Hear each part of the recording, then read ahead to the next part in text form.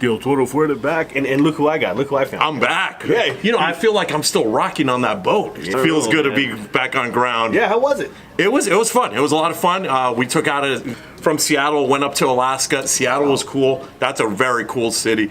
I went to the oldest comic book shop. It's called Golden Age Comics. They've been around since 1961. I was surprised though. There's a lot of gaming. I figured it was just going to be vintage comics. A lot of gaming, Yu-Gi-Oh, Magic, Keyforge. So gaming's big and strong. Wow. Well, I got a question for you though. Did anybody toss any Exodia cards overboard? No. Say goodbye to Exodia! My cards! All right, Or maybe the locket from Titanic, the heart of the ocean. Yeah.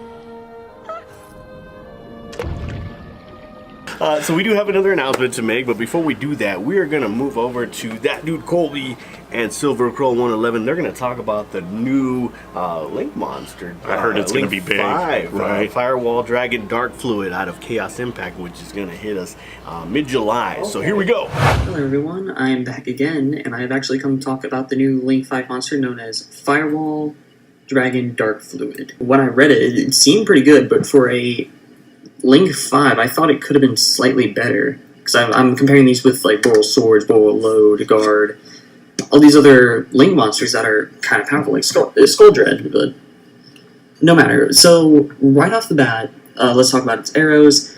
It has the same arrows as a combined Deco Talker and Honeybottom points up, down left, down right, and then left and right. So it's pretty good if you have it in the main monster zone, but being a Link 5, it's gonna cost you quite a bit, so you might not have it in the actual monster zones unless you bring this to the graveyard and then bring it back.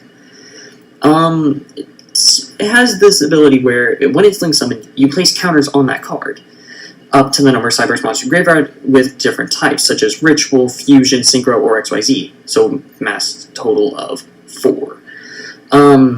In total, but then once you do that, the amount of counters he has, he gains 2,500 attacks. So with already 3,000, he can easily become 13,000 attacking monster, which is by all means very scary. On top of this, when your opponent activates a monster effect, you can remove one of those counters and then just negate the activation. Now, yes, that kind of sucks with the fact it doesn't destroy, it just negates it, but either way, the next effect after that is what's helping out, because once that happens, during a card attack, whenever this card attacks and that effect is activated, he gets to make another attack. So, in theory, this could easily kill your opponent, but it has such a high cost, and in fact, you need a Ritual, Fusion, Synchro, and Xyz in your graveyard just for this to be really powerful. You start to question, is this worth it? For example, with Salamangreat, you're just focusing on getting your Chimera for that one-shot kill, and you don't spend that much resources. For the regular Cyberse, you use Clock Wyvern to get the Clock Dragon, and just work your way from there. For Link 5, it's a good Link. It's a good Link, I'll give it that. But for a Link 5, I expected a little bit better. If this had other effects where there was a way to gain more counters, other than just having those 4 types in the graveyard, then this would be perfect, because then you could just slaughter your opponent without trying. But overall, it's an alright card. The arrows are pretty good, but I think it could have been better. Hey, so, topics regarding the, Link 5, the new Link 5 that came out. It is a bit expensive, and since they did release the Fusion Monster for Salamangreats, it's kind of a little bit weak. I'd still say it's really good. I mean, you get a 2,500 bonus for every different type, as Synchro, XYZ, Fusion. And that's really good, as well as the effect of when a monster's effect activates, then you can just negate it.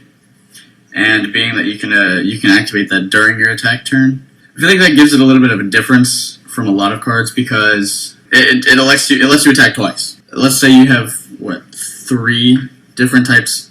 So you've already got a monster on the field with 3,000, 8,000, 10,500 attack, and it can attack twice if you negate a monster effect while attacking, and that's huge. Like, just 20,000 to the face is massive, especially if they don't have anything to block afterwards. Let's say they only have one monster, and its effect is it negates an attack, or it negates the attack and destroys it. That would just negate that, and then destroy that monster, and then attack again. So they would take whatever the difference is, and then that extra 10,500. And that's just massive. That's devastating. And for the metagame, I feel like getting it out will be easier because once you build a deck around a certain card, then you basically make it so you can get that card out quicker.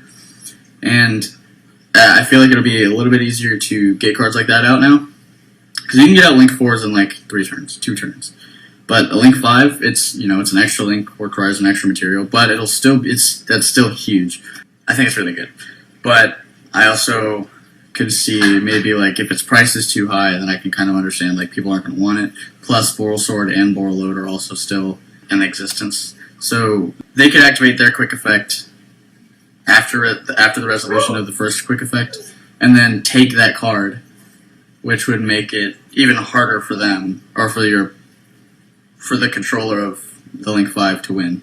So that's how I feel about it. Wow.